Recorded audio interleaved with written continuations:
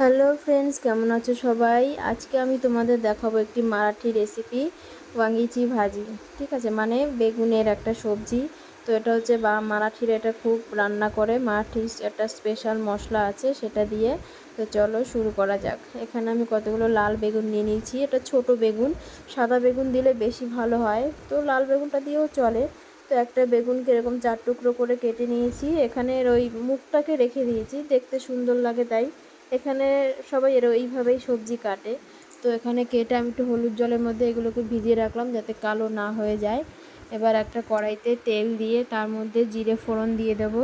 জিরে ফোড়ন দিয়ে তোমার বেগুনগুলোকে সুন্দর করে একটু লবণ হলুদ দিয়ে ভালোভাবে ভেজে নেব।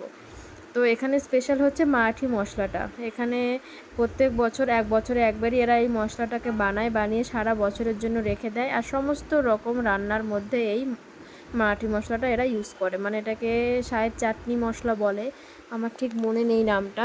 তো এটা হচ্ছে আমি যেখানে থাকি ওই নিচের একটা আন্টি আছে, আমাকে দিয়েছে। তো এই হচ্ছে মারাঠি মশলাটা। এর মধ্যে অনেক ধরনের, মানে অনেক কিছু আছে, লঙ্কা, তোমার রসুন, আদা সব শুকিয়ে তারপর একটা গুঁড়ো করে আরও কী যেন দেয়, অনেক কিছুই দেয় আর কি। তো এটাই মশলা, এটা দিয়ে ওরা চিকেন রান্না করে, মানে রাস্সা যেটাকে বলে। এখানে বেশিরভাগ রাস্সাটাই খায়, তো এই মশলাটা দিয়েই বানায়। তো এই বেগুনের মতলব এখানে ওয়াঙ্গিচি ভাজি বলে। তো এর স্পেশাল হচ্ছে মশলাটা দিয়েই এরা করে। তো এখানে আমি একটুখানি জিরের গুঁড়ো, ধনের গুঁড়ো অ্যাড করলাম, আর ওই মারাঠি মশলাটা অ্যাড করলাম 2 চামচ। এর মধ্যে যেহেতু লঙ্কার গুঁড়ো টুড়ো সব থাকে, যার জন্য তোমাকে আলাদা করে লঙ্কা দিতে হবে না। তো এটাকেই ভালো করে একটু নাড়াচাড়া করে কষিয়ে নিয়ে একটু জল দিয়ে দেবো সামান্য, যাতে লেগে না যায়। আর এরা হচ্ছে আর একটা জিনিস খুব ইউজ করে, সেটা হলো বাদামের গুঁড়ো। ঠিক আছে, বাদামের গুঁড়োটা এরা প্রায় মতলব বেশি, মানে বেশি কি মোটামুটি ভালো ইউজ করে। আমরা যেমন প্রত্যেকটা সবজি রান্না করতে আমাদের আলু লাগে, বাঙালিদের আলু ছাড়া কোনো রেসিপি হয় না। আর বাঙালিদের হচ্ছে বাদামের গুঁড়ো আর এই চাটনি মশলা, এই দুটো হচ্ছে এদের স্পেশাল, মানে মেনু, এদের লাগবেই এটা। তো দেখো আমিও বাদামের গুঁড়ো দিয়ে দিলাম, যেহেতু আজকে মারাঠি স্টাইলে রান্না করছি। তো তার জন্য মানে মারাঠিদের মতোই মানে করতে হবে।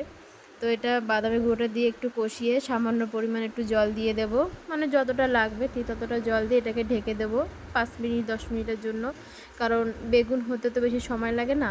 এবার এই রেসিপিটা অবশ্য আমি তোমাদের করতে বলবো না, কারণ তোমাদের কারোর কাছে হয়তো মারাঠি মশলা থাকবে না, যাদের কাছে আছে তারা নিশ্চয়ই এটা করতে পারবে। তো আমি এটা করলাম, প্রথমে আমার খেতে অতটা ভালো লাগতো না, মারাঠি মশলার গন্ধটা একটু অন্যরকম হয়, ওটা আমার পছন্দ না। আমার ছেলে, আমার হাজব্যান্ড আবার পছন্দ করে। তো এখন আবার অনেক দিন আছি না, যেহেতু প্রায় 1.5 বছর হয়ে গেছে আছি মহারাষ্ট্রে, তো এখন মোটামুটি সহ্য হয়ে গেছে, মানে মোটামুটি খেতে পারি। তো দেখো রান্নাটা হয়ে গেছে, আমি নামানোর সময় একটুখানি ধনেপাতা দেবো এর মধ্যে। ধনেপাতা দিয়ে এটাকে নামিয়ে রাখলাম, ব্যাস রান্না ডান। ওদের মতন রান্না খেতে সত্যিই ভালোই লাগে, মানে একটু অন্যরকম লাগে। আমার এই মারাঠি রান্নাটা কেমন হয়েছে, ওয়াঙ্গিচি ভাজি, তোমরা প্লিজ কমেন্ট করে জানিও। ভিডিওটা দেখার জন্য অনেক ধন্যবাদ। Bye bye.